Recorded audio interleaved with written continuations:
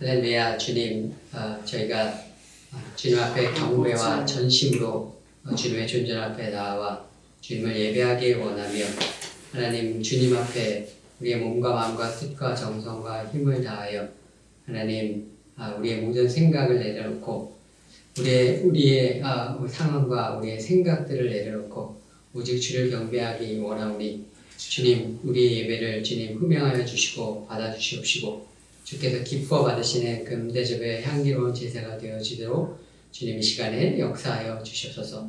또 가란 심령 가운데 주님 앞에 나아싸우니 하나님 주의 보좌로부터 흘러나오는 생수와 같은 주의 말씀으로 각 사람의 심령들 가운데 주님 먹여주심으로 말미암아 가란 영혼들이 소성함을 얻고 하나님 그 영혼들이 저희 생명으로 주께서 주시는 생명의 소성함을 얻는 시간 되어질 수 있도록 주님 이 시간 주의 성령으로 역사하여 주시옵소서. 우리 주의 성령께 모든 것을 부탁드리오며 우리 주 예수 그리스도의 이름으로 기도드렸습니다.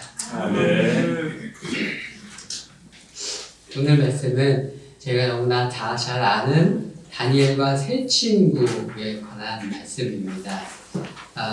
사드락과 메삭과 아벳느고가 느부갓네살 왕의 칙령이 있었는데도 불구하고 금신상에 절하지 않고 죽음을 택하는 바로 그 장면인데요. 이 친구들이 그래서 이 목숨이 달린 문제에 직면을 했을 때 오늘 우리가 본문에 읽은 대로 굉장히 담대하게 자신의 목숨이 걸렸음에도 불구하고 이런 문제들이 닥치게 되면 우리는 보통 그 상황의 문제를 하나님 앞에 해결하게 되려고 매달리게 되거든요. 하나님 지혜롭게 이걸 해결할 수 있게 해주십시오. 또 왕의 앞에서 어떻게 대답하는 것이 과연 지혜롭게 대답하는 것일까? 어떤 때는 이런 문제들 앞에서 정말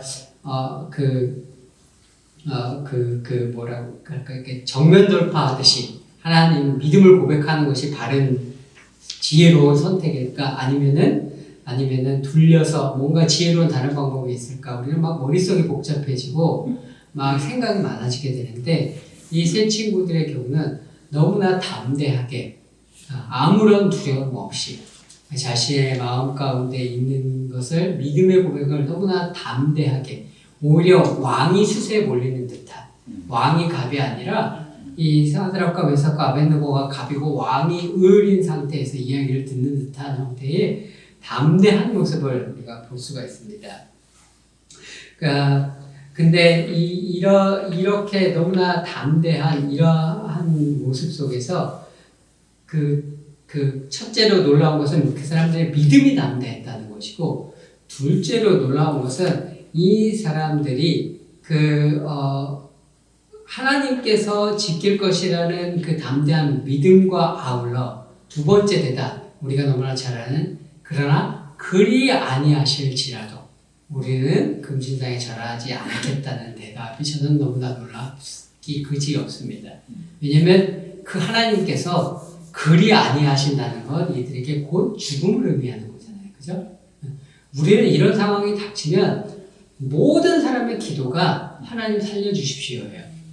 하나님 이 상황을 타게 해주십시오. 하나님 살아계시지 않습니까? 우리들의 문제를 해결해 주십시오. 라고 그 문제에 집중해서 그 문제를 해결하시는 전능하신 능력을 가지는 하나님 앞에 매달리는 것이 우리의 속성이거든요.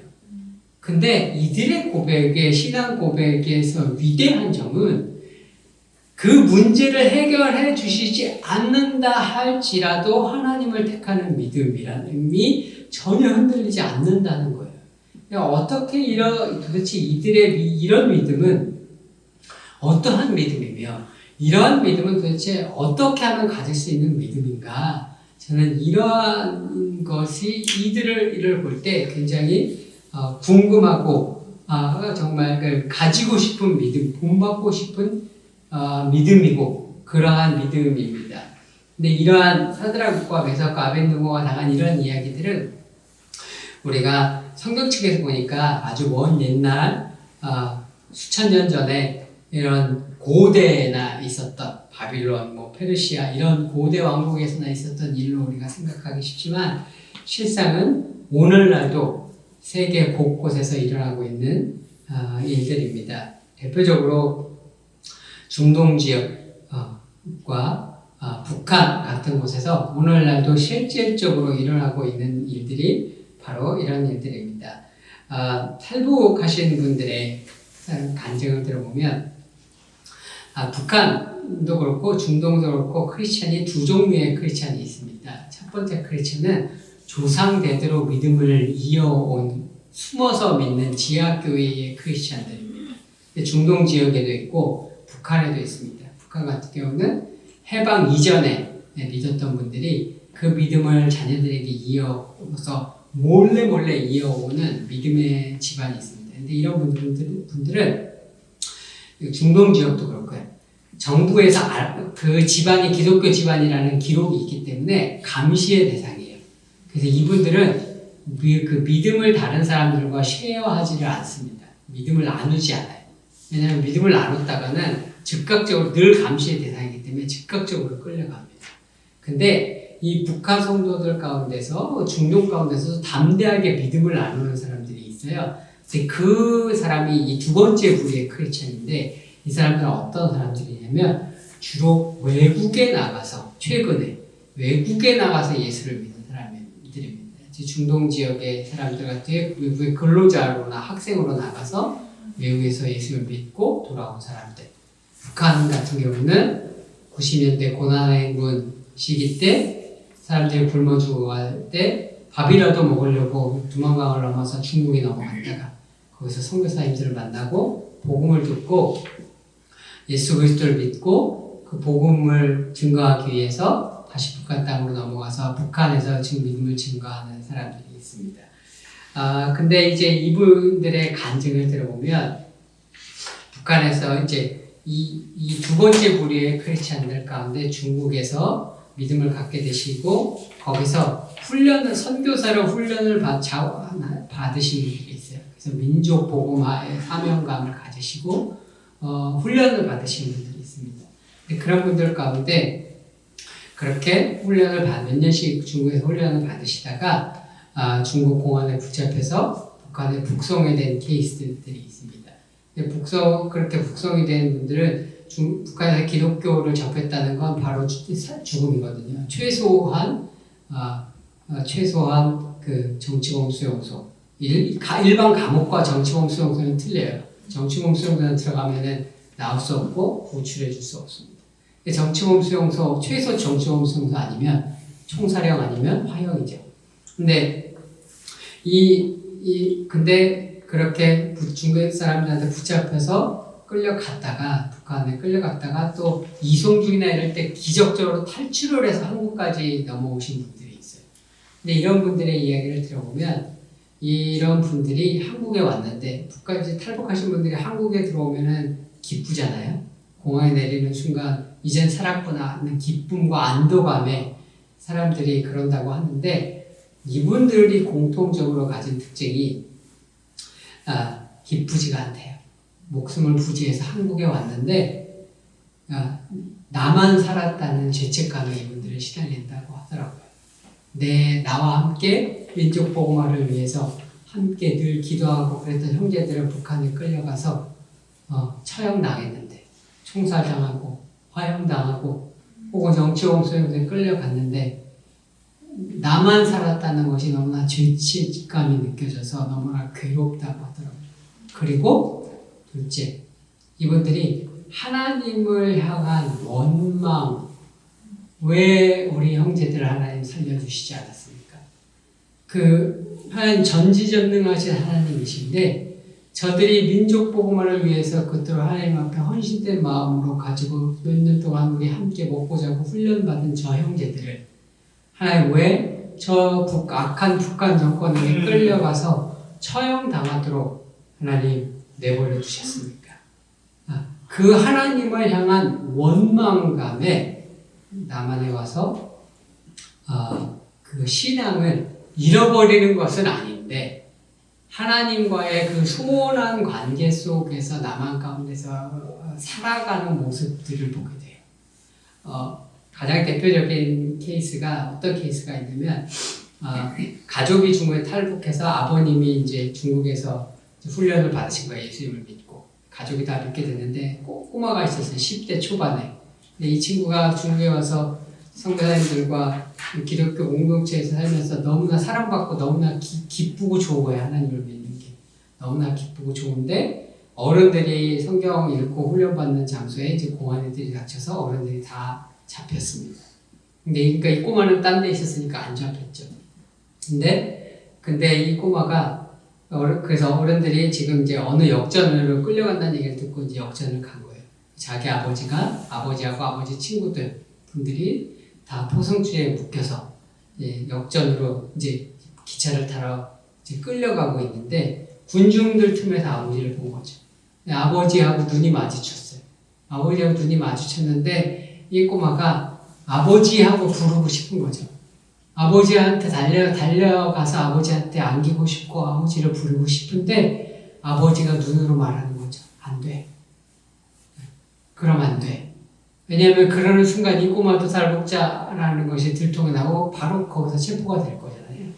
이게 아버지의 눈으로 절대 그러면 안 돼. 라는 그 아버지의 눈넷으로 하는 그 말을 이 아이도 아는 거죠. 그리고 그게 아버지가 원한다는 것을 아니까 이 아이가 그 아버지에게 달려나가고 싶은 마음을 끝까지 참고 거기서 눈물을 삼키고 아버지를 그냥 보낸 거죠. 나중에 이 아이가 나중에 또 그 무리 가운데 기적적으로 탈북하신 분을 통해서 이야기를 들었는데 자기 아버지가 북한에 끌려가서 보위부에서 취조를 하는데 너 중에 예수 믿는 사람이 일어나라 그랬더니 이 꼬마의 아버지가 그 자리에서 이제 일어나셨대요. 그래서 그분이 일어나시니까 또 다른 분들도 일어나시고 그러면서 북한에서 처형을 당했다. 이런 얘기를 다른 탈북하신 분을 나중에 통해서 이 아이가 들었습니다. 이분이 성인이 됐어요. 지금 성인이 됐는데요. 돼도 그때부터 믿음의 방황을 하기 시작하는 거죠. 하나님 왜 우리 아버지를 살려주시지 않았습니까? 하나님 전지전능하신 하나님이신데 왜 우리 아버지를 그곳으로 끌려가도록 하나님 가서 그분이 예수님 믿는 것 오직 그거 하나 때문에 처형당하실 때까지 하나님은 도대체 무엇을 하고 계셨습니까? 근데 아무것도 안 하는 하나님께서 정말 전지전능한 하나님 혹은 사랑의 하나님이라고 할 수 있는 겁니까? 라는 이 물음이 있는데 이 물음을 하나님 앞에 물으면서 거기에 대한 해답을 얻지 못하니까 믿음의 방황을 하는 거죠. 한국에 와서 성인이 될 때까지 이분이 계속해서 믿음의 방황을 하고 하나님을 멀리 떠나서 하게 되는 겁니다. 이렇게 우리가 예수님을 잘 믿죠. 우리가 예수님을 잘 믿는데 정작 우리의 삶 가운데서도 우리 삶의 어렵고 좁은 길에 더 들어서게 될 때에 우리가 믿지 못하게 되는 영역이 있어요. 우리가 예수님을 다 잘 믿죠. 예수님이 하나님의 살아계심을 믿고 하나님의 그 아들 예수 그리스도를 보내주신 것을 믿고 예수님이 우리 죄를 대신해서 짊어지셔서 십자가에서 들어가신 것을 믿고 그분이 부활하신 것을 믿고 그분이 재림하실 것을 한치의 의심도 없이 확고하게 믿어요. 근데 이런 건 다 히브리서에 보면 믿음의 초보라고 나오거든요. 우리는 믿음의 초보를 확고하게 믿는데 우리 삶에서 아주 좁은 길의 삶에 서게 될 때에는 하나님을 믿지 못하게 되는 영역들이 있어요. 그래서 그러한 하나님을 믿지 못하는 영역들이 있게 되고 우리가 하나님을 믿지 못하는 영역들에 있어서는 하나님의 신실하심을 의심하는 영역, 하나님의 전능하심을 의심하게 되는 영역, 하나님의 사랑을 의심하게 되는 영역이 있어요. 그런 영역들은 우리는 그 영역만큼은 실질적으로는 무신론자가 되는 겁니다. 그 영역에 한해서. 그런데 제가 예전에 서울에 이제 큰 교회 어떤 신학교 다니는 전도사님을 만난 적이 있어요. 신학교 다니면서 서울의 큰 교회 전도사님이신데 이제 그분이 그러시더라고요. 자기는 이렇게 기도해서 사람들이 치유하는 거를 믿지 않는데요. 얘기를 해보니까 왜 이분이 그걸 믿지 않으시냐면 자기 가족 중에 기독교 집안이 몇 대 때 자기 기독교 집안인데 그러니까 친척들이 몇 대 때 집안이니까 온 가족이 이제 양쪽 집안으로 다 믿는 가정인 거예요. 몇 대 그러니까 온 가족 친척들이 다 이제 가족 중에 이제 어르신들 계시고 누가 아프시고 하면은 아프시면 기도할 거 아니에요? 병원 가면 사람들이 다 기도하고 낫게 해달라고 기도할 거 아니에요? 근데 어릴 적부터 그런 모습을 지금 성인이 될 때까지 수십 년 동안 자기가 쭉 봐오면서 자랐는데 한 번도 낫는 걸 본 적이 없대. 아프다고 해서 가면은 누가 아프다, 누가 어느 분이 암에 걸렸다, 어느 분이 뭐 그래서 온 가족 친척이 다 모여서 병원 가서 낫게 해달라고 기도하는데 한 번도 낫는 걸 본 적이 없대. 그래서 자기는 그걸 안 믿는데. 그러면 이분은 그 영역에서만큼은 하나님을 믿지 않는 거예요. 그 영역은 하나님께서 역사하시지 않는 영역이다라고 생각하는 거예요. 그 영역에서만큼은 이분은 무신론자인 거예요. 이렇게 우리가 그렇게 무신론적인 부분들이 있는 것이고, 아까 얘기한 탈북자분들 같은 경우는 왜 하나님은 그 자리에 역사하시지 않았습니까? 그 영역에서만큼은 하나님의 사랑, 하나님의 신실하심, 하나님의 전능하심에 대해서 의구심을 가지고 의구심을 갖고 믿지 않는 영역이 있는 거죠. 이렇게 우리가 우리 삶에서 각자 하나님을 믿지 못하는 영역이 있습니다. 평상시에는 그런 영역이 드러나지 않아요. 근데 아주 우리 삶에 아주 어려운 문제가 닥쳤을 때, 아주 힘들고 어렵고 문제가 닥치고 우리의 힘으로는 해결할 수 없는 문제가 닥친 아주 인생의 좁은 길에 섰을 때 우리가 믿지 않는 영역이 무엇인지가 드러나요.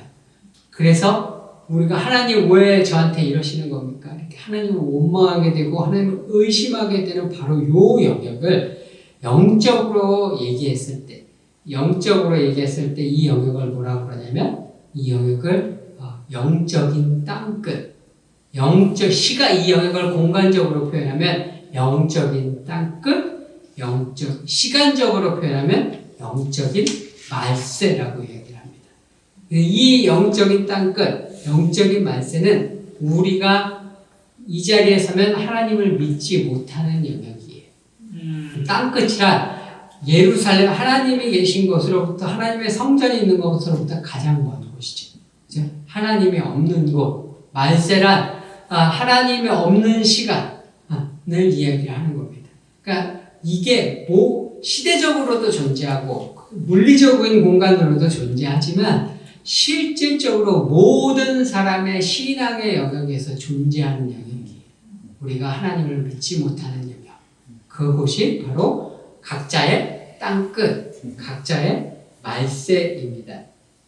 그래서 모든 사람이 우리가 시대적으로도 그 말세를 통과해서 우리가 그 말세를 통해서 어디에 다다르게 되냐면 하나님의 계신 새 예루살렘에 당도하게 돼요. 그래서 그곳에서 완전한 믿음 가운데 거하게 되죠. 하나님의 성전, 하나님의 나라, 온전히 회복된 하나님의 나라, 하나님의 성전 가운데 거하게 되는 것처럼 개인적으로도 우리가 이 땅끝에 복음이 전파되어서 이 말세를 통과해서 우리가 완전한 하나님의 나라, 완전한 하나님의 성전에 거하는 역사가 개인적인 삶에서 일어나게 됩니다. 그런데 우리가 그러면 이 말세를 통과해서 그 완전한 하나님의 나라, 완전한 하나님의 성전에 거하게 되는데 이 말세를 그러면 어떻게 통과해서 온전한 믿음을 가지게 되어지는 거냐면 말세를 통과하는 방법이 우리가 믿지 못하는 영역들이 어떤 큰 문제잖아요. 그죠? 내 삶에 일어나는 내가 해낼 수 없는 큰 문제란 말이에요. 이 문제가 해결이 되어서 온전한 하나님의 나라에 들어가고 해결이 되어서 완전한 성전을 회복하는 게 아니에요.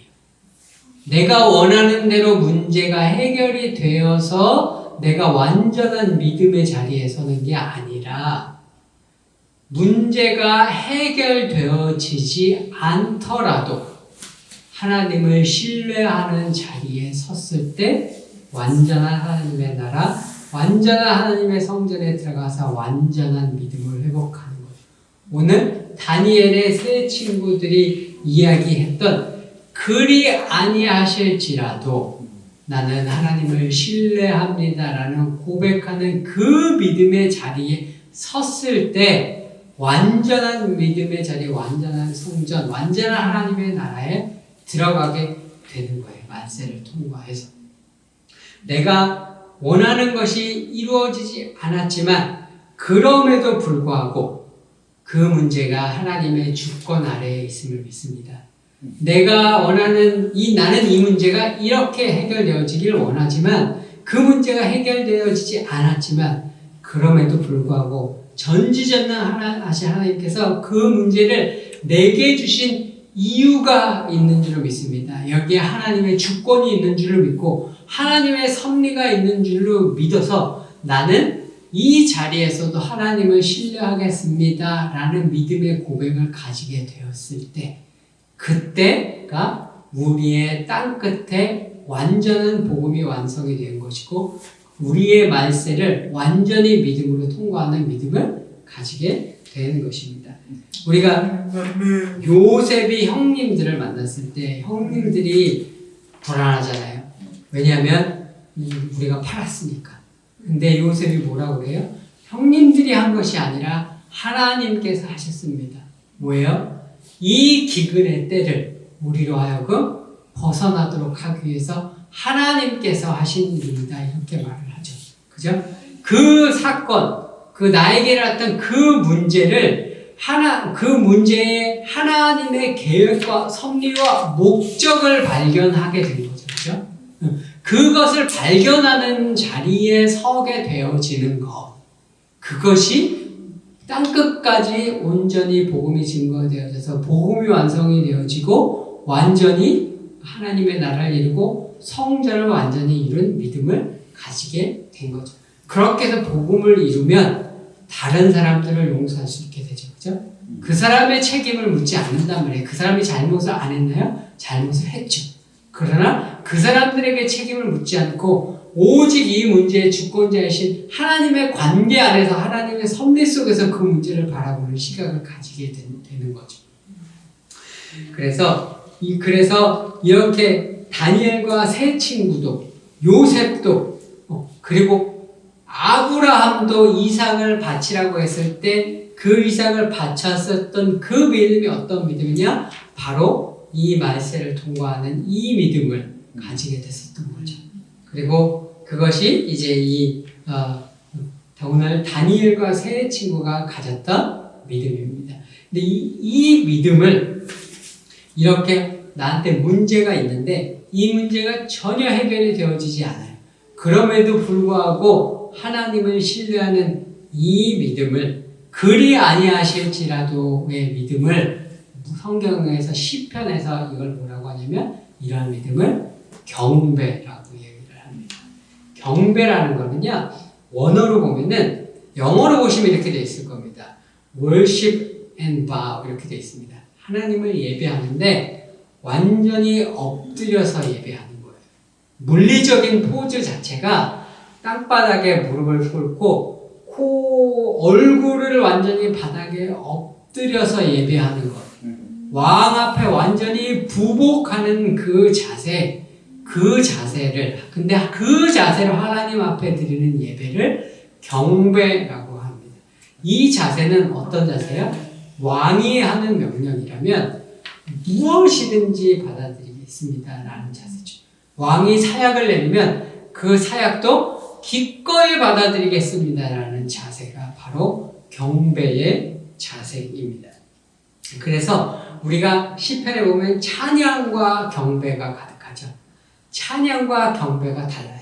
찬양은 praise, 찬양은 무엇이냐면 하나님께서 내가 무엇을 해주셔서 하나님께서 어떤 놀라운 일을 행하셔서 하나님께서 행하신 그 놀라운 일을 보고 하나님께 그 놀라운 역사를 가지고 하나님을 찬양하는 것을 찬양이라고 합니다. 경배는요, 하나님께서 아무런 일을 하지 않으셔도 내 상황이 바뀌는 것이 아무것도 없어도 있는 그대로의 하나님의 이름 자체, 하나님의 하나님 되심을 찬양하는 것을 경배라고 해요. 그래서 이 경배는 내가 원하는 문제들이 내가 원하는 바로 해결되어지지 않을 때에도 그럼에도 불구하고 하나님을 높여드리고 하나님을 찬양드리는 것을 경배라고 합니다. 그럼 이 다니엘과 세 친구는 정말 경배하는 믿음을 정말 가졌었던 거죠. 이 경배는 언제 일어나는 거냐면 인간적인 차원에서는 절대적인 고난의 자리에서 일어나는 믿음이에요. 이거는 불가능의 자리에서 일어나는 믿음입니다. 인간적인 힘으로는 해결할 수 없는 자리에서 일어나는 그런 믿음입니다. 이런 믿음을 잘 갖는 자는 상황과 관계없는 믿음을 가져요. 상황과 관계없이 결코 흔들리지 않는 믿음, 결코 흔들리지 않는 믿음을 가져서 하나님 나라에 흔들리지 않는 하나님 나라에 거하고 흔들리지 않는 하나님의 성전에 거하는 그러한 믿음을 가지게 된 것입니다. 제가 제가 아들이 이제 태어났을 때 제가 결혼하자마자 이제 바로 아프리카 케냐에 이제 선교사로 갔다가 이렇게 아프리카 케냐에서 이제 아기를 2번을 유산을 했습니다. 근데 3번째로 이제 아기를 갖게 됐어요. 그리고 이제 비자 문제도 있고 그래서 이제 한국으로 이제 돌아오게 됐어요. 한국으로 돌아와서 이제 아기를 낳게 됐는데, 그러니까 그 기쁨이 컸겠죠. 굉장히 저는 이제 애가 초음파 검사하고 이런 사진 볼 때는 감흥이 없더라고요. 이게 사진으로 보니까 이게 뭐 사람인지 뭔지 모르겠고 감흥이 전혀 없던데 애가 태어나니까 정말 감흥이 남다르더라고요. 태어나니까 그 기쁨을 아기가 태어난 기쁨을 이루 말할 수 없고 너무나 기쁘고 감사하고 아기가 너무나 이쁘고 사랑스럽고 했는데 아기가 태어난 다음 날 의사 선생님이 저희 아내와 저를 둘 다 좀 오라는 거예요. 근데 느낌이 싸해요. 왜 둘 다 오라 그러지? 근데 갔더니 의사 선생님이 뭐라 그러시면 아기의 심장에 좀 문제가 있는 것 같아요. 그래서 얘기를 들어보니까 이제 우심실, 좌심방, 좌심실이 있잖아요. 근데 이 2개의 심실, 좌심실, 우심실 사이에 이제 칸막이가 있는데 이게 막혀 있어야 되는데 이게 구멍이 있대요. 심실 사이에 구멍이 있어서 이게 온몸을 도는 새 피하고 이제 심장에서 온몸을 도는 이제 오래된 피하고 심장에서 걸러진 새 피가 여기 구멍이 있어서 이제 섞인대요. 그래서 이거를 이제 심실 중격 결손이라고 하는데 심실 사이에 있는 가운데 이 경막이 구멍이 있어서 결손이라고 심실 중격 결손이라고 하는데 이거를 메꾸는 수술을 해줘야 될 것 같다. 이렇게 얘기를 하시더라고요. 그 얘기를 듣는데 이게 청천벽력 같은 소리예요. 애를 심장을 그 수술을 어떻게 하는 거냐 물었더니 여기를 갈라서 이 갈비뼈를 이렇게 톱으로 이렇게 갈네. 갈비뼈를 이렇게 옆으로 해서 인공심장기를 달고 심장을 꺼내서 거기를 다른 조직을 떼내서 꼬맨대요. 그래서 이제 다시 집어넣고 이제 그동안 인공심장기를 돌리다가 다시 집어넣고 꼬매고 이제 여기 뼈는 이제 스테이플러 같은 걸로 이렇게 딱딱딱 찍어서 이렇게 고정을 시킨다고 하더라고요. 얘기를 들으니까 못하겠어요. 기가 막히더라고요. 그런데 제가 이제 그러니까 저도 인터넷을 알아보고 할 거 아니에요. 인터넷을 알아보니까 이게 저절로 막히는 경우도 있다고 인터넷에 보니까 나와 있더라고요. 근데 실질적으로 저희 조카 중에 하나가 태어났을 때 그런 얘기를 들었어요. 수술을 해야 될지도 모른다. 그랬는데 조직이 자라서 저절로 메꿔져서 수술을 안 했거든요. 저희 조카들이. 그래서 제가 마음에 그걸 기대를 하게 된 거죠. 그래서 하나님 앞에 기도를 하기 시작을 했어요. 하나님, 전능하신 하나님께서 아이의 구멍난 곳에 세포를 하나님께서 분열시켜 주시고 세포가 일어나게 하시고 그래서 조직이 자라서 저절로 수술 없이 메꿔질 수 있도록 하나님 친히 역사해 주시옵소서. 그렇게 기도를 하기 시작했습니다. 의사 선생님을 이제 일주일에 한 번씩, 3, 4일에 한 번씩 경과를 계속해서 보는데 의사 선생님이 수술 언제 할 거냐 계속 묻는데 제가 계속해서 수술 조금만 더 기다려보겠습니다. 조금만 더 기다려보겠습니다. 이렇게 얘기했어요. 그때 의사 선생님이 그렇게 얘기를 하시더라고요. 제가 의사생활 30년을 했는데 심장 전문 의사가 30년을 했는데 별의별 사람을 다 봤다. 근데 그분이 보기에 기독교인처럼 보였나 봐요. 그래서 별의별 사람을 다 봤는데 아기를 데리고 하나님한테 고치겠다고 애를 기도원에 데리고 가서 고치겠다고 기도원에서 기도하다가 나중에 고쳐달라고 데리고 왔을 때는 너무 때가 늦어서 이게 계속해서 여기 이걸 두면 계속 얘가 이게 여기에 뭐 압력이 세져서 혈관이 계속해서 무리가 가네요. 네, 혈관벽이 두꺼워지고 나중에 수술을 할 수가 없다고 그렇게 얘기를 하더라고요. 그래서 근데 수술할 수 없는 상태가 된 애를 데리고 와서 고쳐달라고 하는 경우가 있었고 별의별 경우를 다 봤다 이렇게 얘기를 하시더라고요. 그래서 근데 제가 수술할 때를 잡았다가 도저히 수술을 못 하겠어요. 그리고 하나님 이게 또 한편으로는 내가 믿음으로 하나님 앞에 구하지 않아서 그런가 그런 것 같기도 하고 그래서 수술할 때를 잡았다가 취소를 다시 했어요. 마지막으로 한번 간절하게 하나님 앞에 간구를 다시 간절하게 했습니다. 하나님 이 아이를 좀 고쳐주십시오. 그랬는데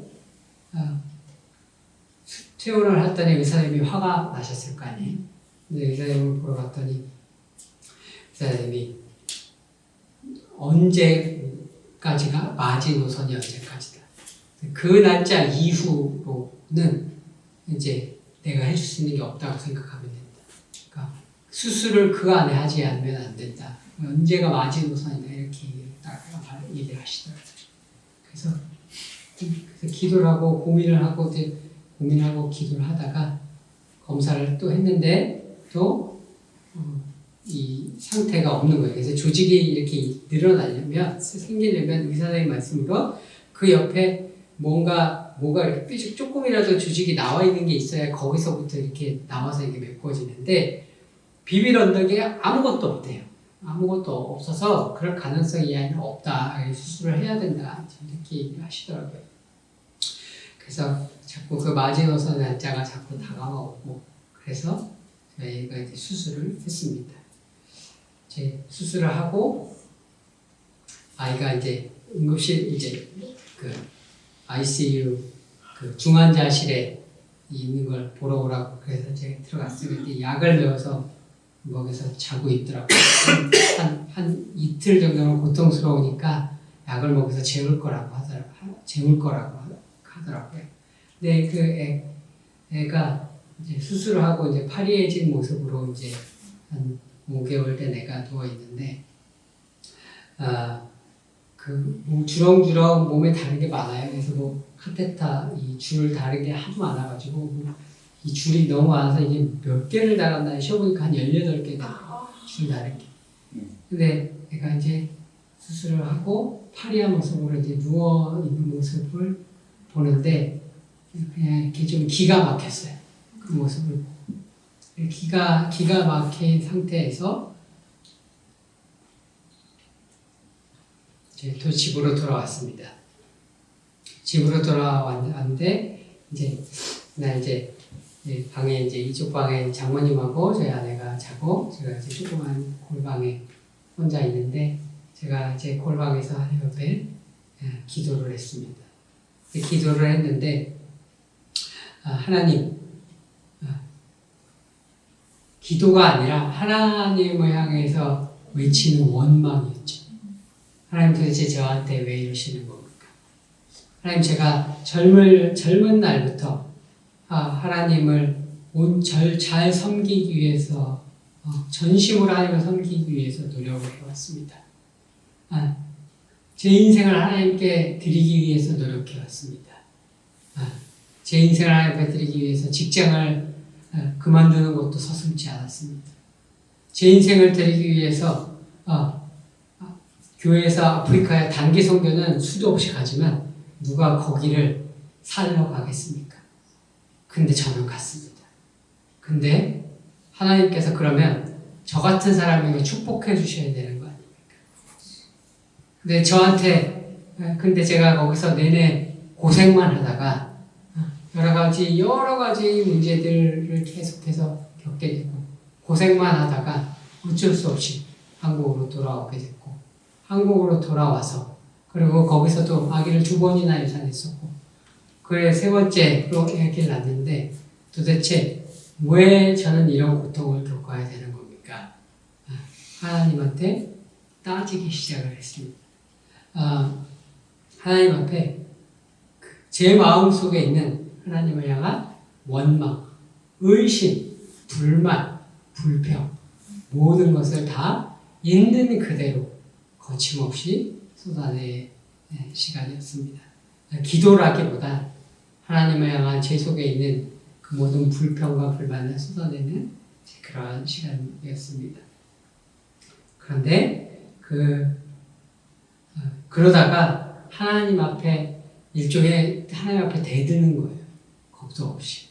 근데 막 그렇게 하나님 앞에 막 그 사춘기 애가 부모한테 대드듯이 막 대들다 보니까 갑자기 덜컥 겁이 나요. 이러다가 하나님이 치시면 어떡하지? 덜컥 겁이 나가지고 그때 갑자기 덜컥 겁이 나니까 바짝 엎드려. 하나님 잘못했습니다. 하나님 잘못했습니다. 하나님 용서해 주십시오. 하나님 용서해 주십시오. 하면서 하나님 저를 좀 불쌍히 여겨 주십시오. 하나님 나를 좀 도와주십시오. 하나님 제 아들을 좀 도와주십시오. 하여튼 그렇게 속에 있는 솔직한 마음을 하나도 이 포장함 없이 있는 그대로 모든 것을 하나님 앞에 쏟아내는 시간을 제가 가졌습니다. 때로는 누워있는 아이의 모습이 막 떠오르면 통곡이 막 터져요. 통곡이 막 터지는데 그래서 가장인지라 바로 옆에 장모님이랑 아내가 있는데 제가 통곡하면서 울 수는 없잖아요. 듣잖아요. 네, 그러니까 그 가장의 중심을 지켜야 되니까 통곡이 단장의 그 아픔이라고 그러잖아요. 그 창자가 끊어지는 고통, 자식을 잃은 그 원숭이가 봤더니 창자가 끊어졌었다는 거 아니에요? 그 창자가 끊어지는 고통이 어떤 건지 그때 뭔지 그게 알 것 같더라고요. 근데 그렇게 통곡이 나오는데 소리는 내면 안 되겠어가지고 수건을 가져다가 수건으로 얼굴을 감싸고 소리는 안 나게 소리는 막으면서 우는 거예요. 막 그렇게 울면서 하나님 앞에 기도를 했습니다. 시간이 얼마나 지났는지를 제가 잘 몰라요. 근데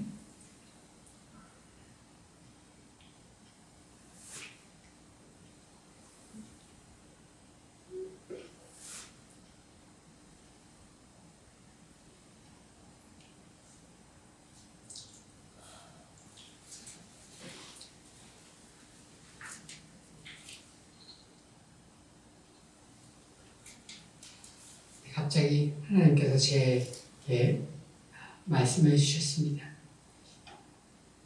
너의 아들로 인하여 고통하는 너의 그 아픔이 온 땅에 잃어버린 영혼들을 향한 나의 마음이다.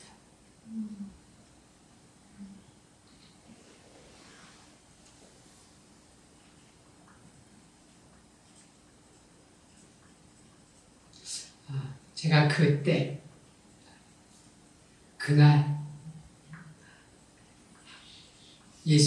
하나님의 아들 예수 그리스도를 이 땅 가운데 보내신 그 하나님의 마음이 어떠한 것인지, 하나님이 세상을 이처럼 사랑하사라고 이야기할 때 그 이처럼이 어떠한 것인지, 그 하나님의 사랑이 세상을 향한 깊이와 넓이와 높이가 어떠한 것인지를 그날 경험으로 제가 알게 되었습니다. 근데 제가 하나님 앞에 그 음성을 듣고 내 앞에 이렇게 기도를 했습니다. 주님, 제게 하나님의 마음을 나누어 주셔서 너무나 감사드립니다.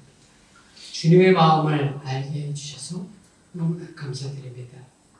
근데 아직도 제가 한 가지 저를 향한 하나님의 계획이 있는 것을 이 사건을 통해서 이 문제를 통한 저를 향한 이런 놀라운 하나님의 계획이 있는 것을 깨닫게 해주셔서 너무나 감사드립니다.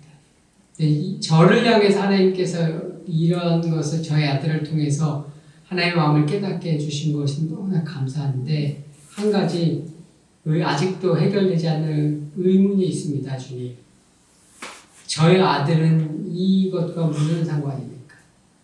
그 마음을 하나님께서 저에게 알려주신 것은 고마운데 왜 그걸 알려주셔서 제 아들이 이 고통을 당해야 하는 것입니까?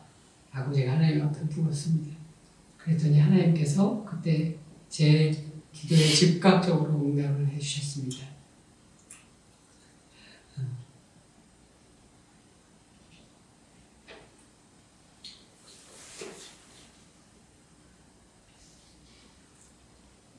하나님께서 제 아들에 대해서 뭐라고 말씀하시냐면 여호와의 때를 위함이라 이렇게 제게 말씀을 하시더라고요. 여호와의 때를 위함이라. 여호와의 때에 어떠한 일을 위해서 이 아이가 그 여호와의 때가 언제인지, 여호와의 때에 무슨 일을 위해서 이 아이가 그 고통을 겪어야 했는지 내용은 아무것도 알지 못하지만 그때 깨닫게 된 것이 하나님께서 나를 향한 계획 속에서 이 일도 겪게 하셨지만 아버지 되신 하나님께서 제 아들을 위한 계획도 갖고 계시는 것을 제가 깨달을 수 있었습니다. 정말 그때 제가 제 아들이지만 이 아이의 진정한 아버지가 하나님이시지, 그리고 이 아들이 정말 하나님의 장중 안에 있구나, 하나님의 계획 안에 있구나, 하나님께서 아버지이시고 이 아이의 인생을 향한 계획과 섭리를 아버지로서 갖고 계시구나 라는 걸 그때 제가 깨달을 수 있었습니다. 그래서 이 아들에 대한 하나님의 계획이 있음을 믿고 하나님을 향한 신뢰를 가질 수 있게 되었습니다. 아들이 수술은 잘 됐다고 했는데 그 다음부터 어떤 일이 있었냐면 이제 그 아이 심장수술을 하면서 가래가 계속 생겨서 이 카테터를 코로 넣어서 이렇게 해서 가래를 계속 빼내줘야 돼요. 근데 이제 그거를 하루에도 몇 번씩 해야 되는데 그걸 하면은 애가 자지러져요. 이제 그게 그러니까 그 코로 이걸 집어넣는 거를 애가 되게 고통스러워하더라고요. 근데 그걸 할 때 주로 어디서 하냐면 응급실로 오라 그래서 응급실에서 주로 많이 해요. 근데 그게 애들이 그걸 할 때 이제 쇼크를 받는 경우들이 있대요. 그래서 이제 바로 응급처치를 할 수 있게 거기서 이제 중환자실에서 한다고 하더라고요. 그걸 하면은 애가 그냥 막 자지러지거든요. 근데 나중에는 아니까 애를 안고 응급실을 내려가면 응급실 입구에서부터 그거 하는 건지 알고 울어요. 응급실 입구에서부터 울기 시작을 해요. 애가. 근데 불안하잖아요. 이렇게 하면 쇼크가 날 수 있다는데 불안하잖아요. 근데 제가 그때 불안하지 않더라고요. 왜냐하면 하나님께서 갖고 계신 이 아이를 향한 계획이 있음을 믿으니까, 하나님께서 이 아이를 갖고 계신 하나님의 인생의 섭리가 있음을 믿으니까, 이 아이가 하나님의 장중 안에 있음을 믿으니까, 하나님께서 이 아이의 아버지이셔서 이 아이의 인생을 돌보고 계신 것을 믿으니까. 그래서 혹여, 근데 그게 이 아이가 쇼크가 안 일어날 것이다 라고 제가 믿었다는 게 아니에요. 혹여 안 좋은 일이 일어날지 어떻게 알아요? 모르죠. 근데 그 혹여 안 좋은 일이 일어나고 내 인간적인 기준에서는 최악의 상황이 일어난다고 할지라도 그 아이가 하나님께서 이 아이를 향한, 이 아이의 인생을 향한 최선을 계획하고 계시다는 신뢰가 저한테 있는 거예요. 그렇기 때문에 거기에 대해서 불안하지 않을 수가 제가 있었던 겁니다. 제가 이제 어떤 사모님이 이제 간증하시는 것을 이제 들은 적이 있어요. 어떤 사모님이 간증을 하시는데 이런 간증을 하셨어요. 이제 개척교회 사모님인데 재정적으로 개척교회니까 많이 어려우시잖아요. 근데 이분이 따님이 바이올린에 재능이 있다고 그래서 이제 바이올린을 배운 거예요. 바이올린을 배우는데 이제 그런 걸 배우려면 돈이 많이 들잖아요. 따로 학교에서 배우는 걸로 안 되고 따로 이제 해야 되니까. 근데 이걸 하는데 이게 돈이 많이 드는데 이제 개척교회 사모님이니까 이게 없는 거죠. 돈이 없는 거죠. 배울 수 있는. 그러니까 뭐 기도를 하시는데 하나님이 아이가 계속 배울 수 있도록 해달라고 이렇게 기도를 하신 거예요. 근데 어떤 분이 어떤 바이올린 선생님이 이분의 가정의 이야기를 듣고 공짜로 이제 가르쳐 주게 된 거죠. 그래서 이제 이 아이가 그 선생님한테 이제 공짜로 이걸 배우게 된 거예요. 그러니까 너무나 감사하잖아요. 그래서 이분이 사모님이 그렇게 하나님께서 응답을 해주셨다고 이렇게 간증을 하시는 걸 들었어요. 제가 이런 간증에 문제점이 한 가지가 있어요. 너무나 감사한 일인데 문제는 뭐냐면은 만약에 하나님께서 내가 그 기도를 안 들어주시면 어떻게 될 거냐는 거. 우리가 기도하는 게 항상 내가 원하는 대로 하나님께서 들어주시지 않잖아요. 근데 안 들어주시면 어떡할 거예요? 보통 안 들어주시면 우리 속에 뭐가 있냐면 하나님을 향한 불만이 가득 차요.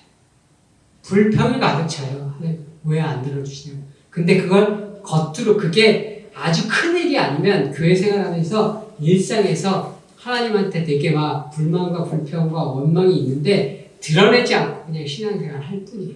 한쪽에 가지고 있는 우리 안에 그 땅끝에 말세의 영역을 가지고 있는데 드러내지 않고 말하지 않고 그냥 불만을 가지고 그냥 의심과 불신을 가지고 살아가는 거라고요. 그냥. 그러면 그 영역을 어떻게든지 우리가 믿음으로 채워야 되는데 그러면 어떠한 믿음을 가져야 되냐면 하나님 내가 기도하는 이게 해결되어지지 않아서 하나님 정말 이 아이가 저희가 바이올린을 계속해서 배울 수 없다고 할지라도 이 아이를 향한 하나님의 계획과 섭리가 있음을 믿습니다.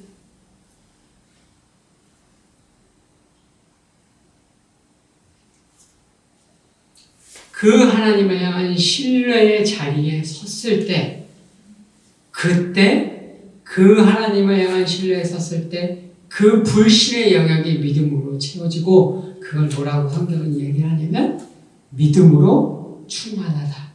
성령으로 충만하다. 라고 이야기를 하는 겁니다. 그래 이러한 믿음이 바울이 얘기했던 나는 부한데도 처할 줄 알고 비난데도 처할 줄 안다. 라고 하는 것이 바로 이런 충만한 믿음을 이야기하는 것입니다. 이브리서에 보게 되면 하나님께서 땅과 하늘을 흔드시는 때에 대한 말씀이 나옵니다. 하나님께서 내가 또 한 번 땅만 아니라 하늘도 진동하리라 하셨느니라. 네, 하나님께서 땅과 하늘을 진동하시는 때가 언제냐면 하나님께서 나타나실 때 땅과 하늘이 진동을 해요. 그래서 땅과 하늘이 진동했을 때가 처음 언제냐면 시내산에서 하나님께서 나타나셨을 때 땅과 하늘이 진동을 합니다. 땅과 하늘이 진동을 하게 되면 어떻게 되냐면 온 세상 사람들이 두려움을 떨어요. 그래서 시내산에서 하나님께서 나타나시니까 이스라엘 백성이 두려움에 떨어서 죽을 것 같거든요. 무서워서. 죽을 것 같아서 하나님 앞에 나갈 수가 없어요. 그래서 어떻게 해요? 모세에게 당신이 대표로 대신 올라가서 말씀을 받아달라. 그래서 자기네들 안 올라가고 모세가 대표로 올라가죠.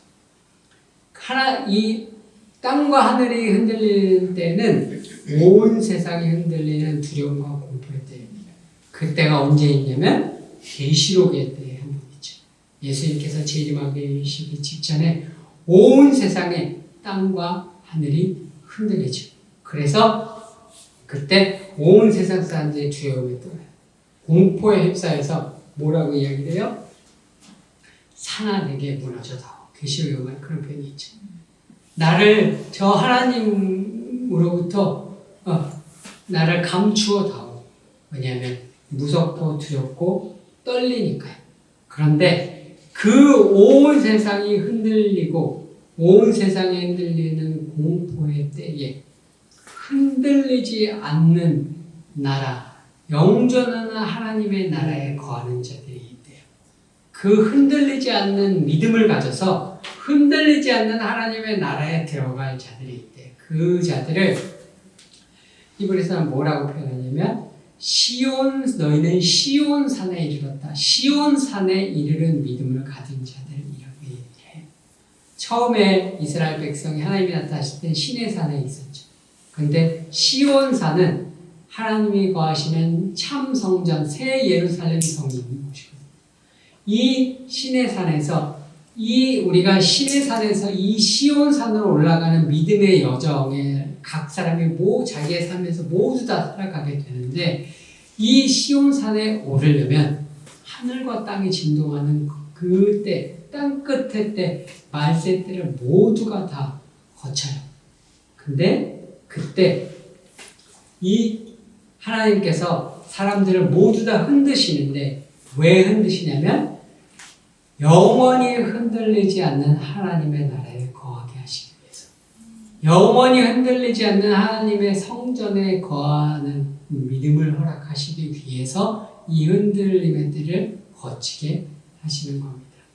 그래서 이러한 모든 성도들은 이 때를 거쳐서 완전한 하나님의 나라에 들어가게 되어 있습니다. 그래서 결국은 이 고난은 우리에게 완전한 하나님의 나라의 때에 들어가게 하는 하나님의 통로예요. 그래서 어떻게 보면 우리에게는 결국 완전히 흔들리지 않는 믿음을 가지고 완전한 하나님의 성전에 들어가게 해주는 통로이기 때문에 결국은 우리 모두가 거쳐야 하는 것이고, 그래서 완전한 하나님의 나라에 들어가게 하는 것이기 때문에 결국 이게 좋은 거예요. 근데 우리가 그걸 왜 안 좋아하냐? 문제를 보기 때문에, 상황을 보기 때문에. 그 상황 속에서 하나님을 봐야 되는데 우리의 시선이 하나님이 아니라 문제에 집중하기 때문에 우리가 그 고난의 때를 안 좋아하는 거예요. 그때 바로 하나님을 바라보고 하나님 믿는 믿음을 가지게 되면 그때 우리는 완전한 믿음을 가지고 완전한 하나님의 나라에, 완전한 성전에 거하게 되는 것입니다. 그 믿음을 가진 자를 성경에서는 달리 뭐라고 표현하냐면 깨어있다 표현하고, 예수님의 요한의 예화 속에서 예복을 준비했다, 혼인잔치의 예복을 준비했다, 이렇게 표현을 하는 것입니다. 우리 인생에 많은 환난과 고난이 있지만 그것은 모두 하나님께서 하나님께로 완전히 회복시키시기 위해서 주시는 시간들입니다. 그 시간들은 우리가 갖고 있는 땅 끝에 복음이 증거되어지는 시간이고, 그 시간은 우리의 말세를 통과하는 시간들입니다. 하나님께서 우리가 하나님을 믿지 못하는 영역, 불신의 영역이 무엇인지 드러내셔서 그것들을 해결하셔서 새 하늘과 새 땅, 새 예루살렘 성에 거할 수 있도록 우리를 믿음으로 충만하게 하는 그러한 시간입니다. 그 말세를 믿음으로 통과하셔서 우리 하나님의 충만한 영광에 참여하시는 저와 여러분 모두가 되시기를 우리 주님의 이름으로 축원드립니다. 우리 다 같이 잠시 하나님 앞에 기도하도록 하겠습니다.